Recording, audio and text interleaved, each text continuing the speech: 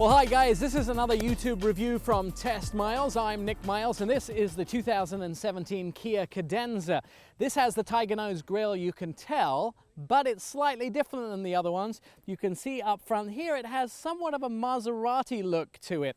Now down the sides there are new lights all the way, including the ice cube headlights, but something interesting I want to show you about these doors on the side, and that is they have put new material on these doors that make them 18% more dent proof, and that means those rock chips and bangs from other cars actually stop the vehicle getting dented so much. So over time your car is going to look as new as it did before. Now at the back end there are some new tail lights. They have a Z shape in them, which is an LED light, along with piano lights along the side, and those give it a very distinct look from the back end. Now, let's get in the car, let's start the car, and find out how it drives.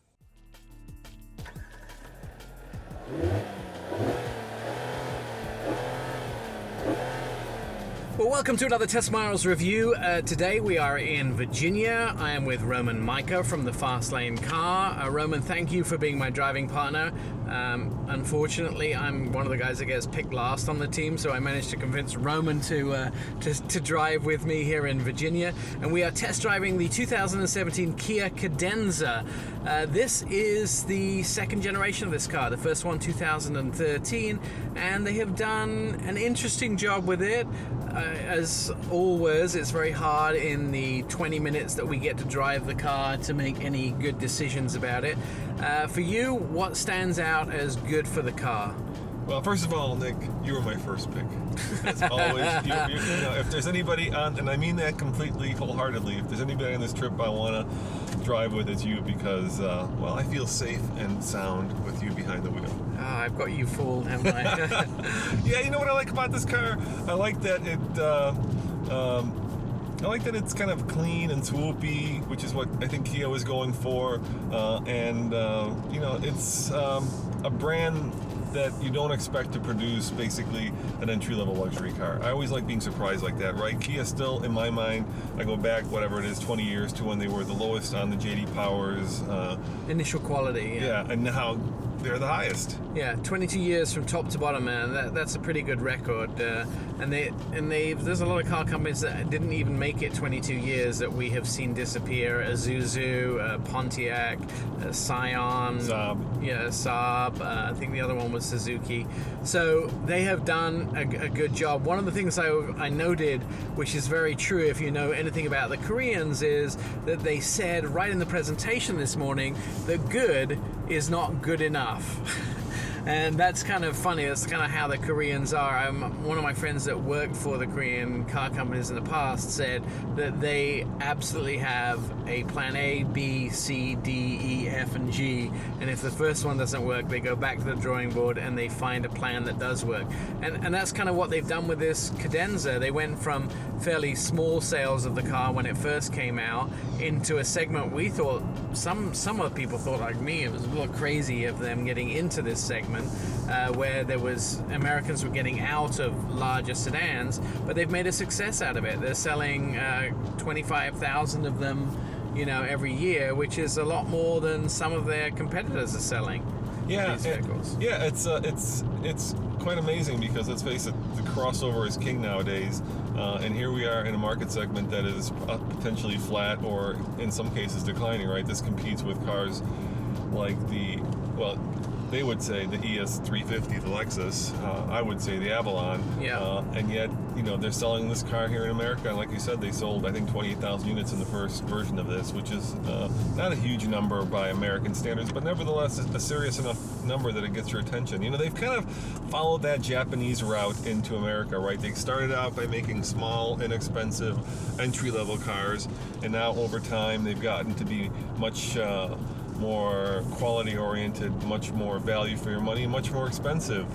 The issue I think that they have with this car particularly, and the one above it, so that, you know, there's the Optima, which sits below it, then there's the Cadenza, and then of course there's the K900, which is right. a K9 in Korea, right? And by the way, Korea is the country that eats dogs, and it's called the K900. They hate you to say that, but you know it's true. It's the truth.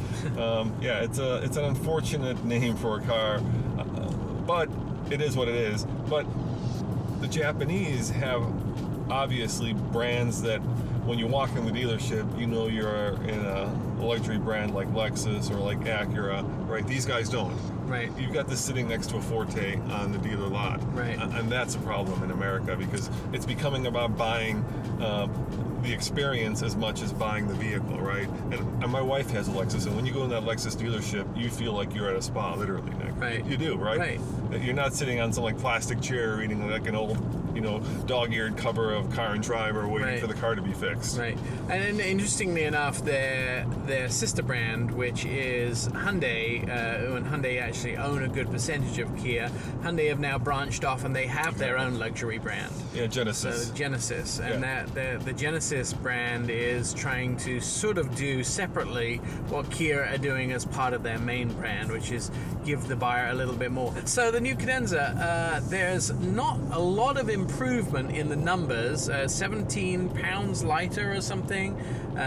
3 less horsepower. Is it 290? Yep, 290 horsepower, down 3, but a new 8-speed transmission that's built in-house, which is unusual. Yeah, and then the fuel economy is acceptable. 20 miles a gallon in the city, 28 highway, 23 overall. I could live with that on a daily basis. It's up 1 mpg for a large sedan. And the EPA has changed the way they test cars, so Kia is saying it would have been up 2 mpgs that have been tested under the old system. So yeah, I mean, it's a classic formula for success, right? You've got a car that is actually more content rich. Right. And they're saying is that a real word? Yeah, content rich. The entry level is $1,000 less, so it starts at 33, 34 when you add the 895 destination. So yeah, you make it bigger, better, and cheaper, and hopefully you sell more. But they've also added a new component to the doors, which makes them 18% more dent resistant.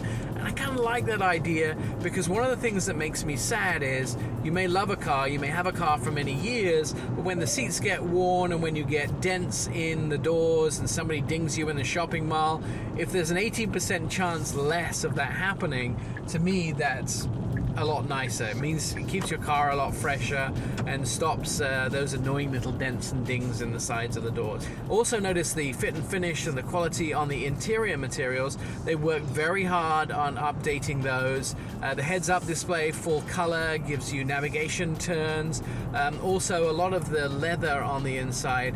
One of the things that Kia have done with the leather is spent a long time choosing high quality leather designs on the inside and high quality leather, and instead of just dyeing the leather, they soak it in barrels. It's Napa leather, so the whole leather gets dyed, so a scratch in the leather will not be noticeable. So they spent a lot of time doing double French stitching on the inside, really trying to give you those sort of upper end accoutrements that you don't normally get.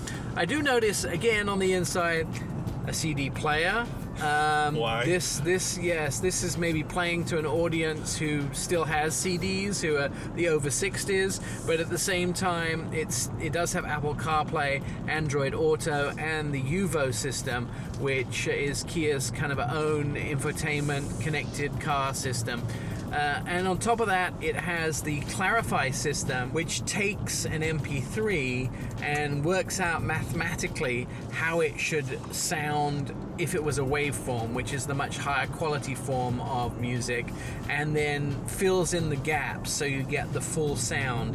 And it's all sort of a mathematical algorithm that it takes, and so when you play an MP3, you get a much better quality of MP3 and a much better sound. Hey, so Nick, here's something I bet most people didn't know. Did you know that if you use like Sirius XM, right, that music that's streamed into your audio is incredibly compressed, right? Because they have like 200 channels, but right. on a very small wavelength. Right. So the fidelity of that is just really poor. And so what Harman Kardon is saying is they take that very compressed, it's like taking a copy of a copy, right? Right. And they take that and then they fill in the holes and bring it back to its original kind of full dynamic range, which is what you usually get on FM radio. So if you guys love your satellite radio, the actual fidelity of that is really poor. Now, I hope you've enjoyed this review. I've definitely enjoyed driving with Roman. It's always a pleasure. In fact, we try to choose each other as drive partners all the time because we enjoy each other's companies so much. So, Roman, where can people see your stuff? Yeah, you can check out our stuff on TFL Car TFL Truck and our new YouTube channel, TFL Now, or just go to tflcar.com. Wait, what's TFL Now? I've not heard about this. Yeah, it's our brand new YouTube channel where we're going to be posting live videos as soon as YouTube lets us do live videos. So we started a new channel called TFL Now. All right, I love the sound of that. You almost have your own TV network going there. And of course, you can always see our reviews at YouTube. The channel is Test Miles, or go to our website, testmiles.com, where you can see our TV show, our radio shows, or you can hear our radio shows, and you can see our reviews that we do on all the new cars coming out. Thanks again. See you soon.